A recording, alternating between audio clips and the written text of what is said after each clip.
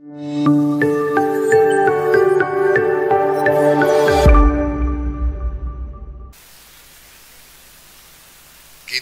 memasuki masa-masa yang krusial, masa-masa yang sangat menentukan bagi peran Nahdlatul Ulama ini. Nahdlatul Ulama ini didirikan sebagai satu jam'iyah oleh para muassis dengan visi untuk membangun suatu hukumah diniyah sebetulnya. Kalau hanya untuk menyediakan bimbingan keagamaan bagi jamaah, itu sudah menjadi wazifahnya para ulama, para kiai jauh-jauh sebelum jam'iyah ini didirikan. Tetapi di dalam konteks sejarah yang sangat krusial di tengah satu dinamika menuju perubahan dalam skala peradaban, para muassis memikirkan tentang hal-hal raksasa yang dibutuhkan oleh umat, bukan hanya di Nusantara saja tapi di seluruh dunia. Bahwa di dalam menghadapi sejarah yang dinamis, sejarah yang mendatangkan momentum-momentum yang akan sangat menentukan masa depan seluruh umat manusia, pasti dibutuhkan koherensi di antara para pemangku agama ini tentang bimbingan apa yang harus disediakan kepada umat. Kita tahu bahwa tabiat dari wacana keagamaan kita ini memang dari sononya penuh dengan ikhtilafat. Wajar jika di antara sekian banyak ulama seringkali di dalam menghadapi berbagai masalah terjadi perbedaan-perbedaan pandangan. Tapi pada saat-saat yang sangat menentukan pasti dibutuhkan konsolidasi secara keseluruhan. Sehingga dibutuhkan satu otoritas, satu salatoh diniyah, otoritas keagamaan yang bisa mempersatukan pandangan-pandangan dan membawa seluruh kekuatan jamaah dalam satu strategi bersama yang koheren. Maka dari dulu kita mengenal kaidah tentang peran hakim yang bisa mempersatukan perbedaan-perbedaan. Sebagaimana kaidah hukmul hakim yarfa'ul khilaf. Maka Nahdlatul Ulama ini sebetulnya didirikan untuk membangun satu fungsi hakim yang bisa mempersatukan perbedaan-perbedaan apapun yang terjadi di kalangan umat ini dalam kerangka Ahlus Sunnah wal Jamaah. Itu sebabnya Hadratus Syekh Muhammad Hasyim Asy'ari menyeru kepada semua ulama Ahlus Sunnah wal Jamaah min ahli madhahibil a'immatil arba'ah, semua beserta pengikut-pengikutnya, antum wa man tabi'akum minal fuqara wal aghniya wad du'afa wal aqwiya, semuanya diajak bergabung. Saya ingin ingatkan khususnya kepada teman-teman pengurus, jajaran pengurus mulai dari PBNU sampai ke ranting, apalagi cuma potongan tanfidiyah ini yang makomnya cuma makom pesuruh sebetulnya,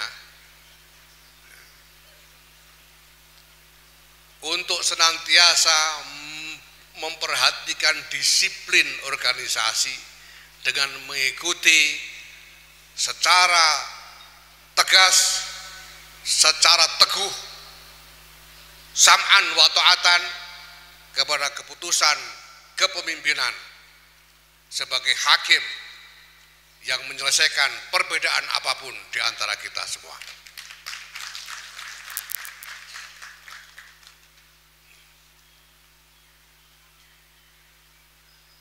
Di dalam masa-masa ini kita menyaksikan mulai dari tingkat domestik dalam negeri sampai dengan tingkat global, dinamika yang penuh dengan tantangan, dinamika yang penuh dengan kerawanan bagi kita semua. Kita menyaksikan bahwa secara domestik ada pertarungan antara kepentingan-kepentingan kelompok yang berbeda-beda, tetapi ada tuntutan yang luar biasa penting, yang luar biasa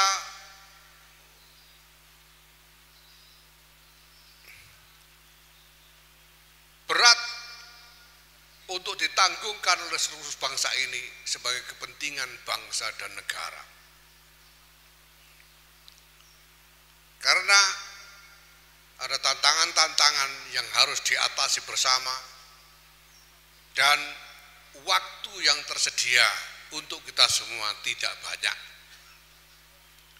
Demikian juga di tingkat global, ada dinamika yang luar biasa, yang apabila bangsa-bangsa ini tidak dapat menemukan satu arah yang tepat ke masa depan, ada ancaman yang nyata dan serius terhadap kedaulatan dari bangsa-bangsa dan kedaulatan dari manusia-manusia sebagai warga-warga bangsa itu.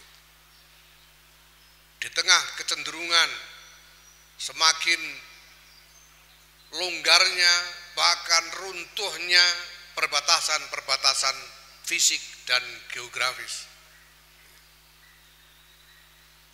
diikuti dengan tumbuhnya kekuatan-kekuatan besar. Dengan apa kita harus bertahan untuk menjaga kedaulatan kita bersama. Dalam keadaan yang seperti ini, tidak ada jalan lain bagi kita selain memperkuat bangsa dan negara kita ini sebagai kubu di dalam menjaga kedaulatan kita bersama. Maka bangsa dan negara ini harus kuat. Kita harus meneguhkan kebersamaan kita untuk menjaga agar bangsa ini tidak dilemahkan oleh apapun, tetapi justru semakin dikuatkan. Dan kita juga harus meyakinkan dunia bahwa dunia membutuhkan Indonesia yang kuat, karena Indonesia memiliki banyak hal yang dibutuhkan oleh dunia untuk menemukan jalan keluar dari berbagai masalahnya. Nahdlatul Ulama di dalam dua arena ini harus mampu berperan dengan nyata, harus mampu memberikan asar yang nyata, bukan hanya hura-hura, apalagi cuma hura-huranya anak-anak yang nguber layangan pedot.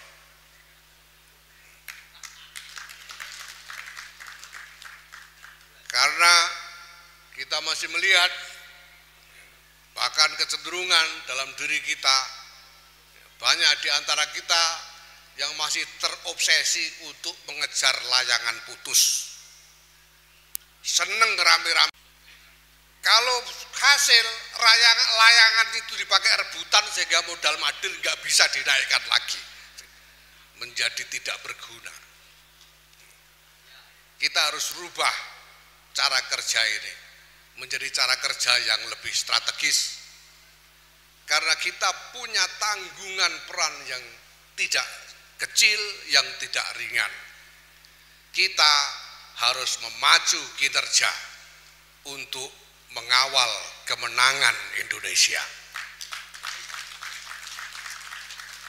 Karena di tengah tantangan sejarah, di tengah tantangan-tantangan berskala peradaban ini, Indonesia harus menang supaya kita semua tetap berdaulat, supaya Kiai Miftahul Akhyar tetap berdaulat, Kiai Mustafa Bisri tetap berdaulat, Kiai Abdul Hamid tetap berdaulat, Sarmo, Paijo, Patkan, Patkur, Sujinah, semuanya harus tetap berdaulat.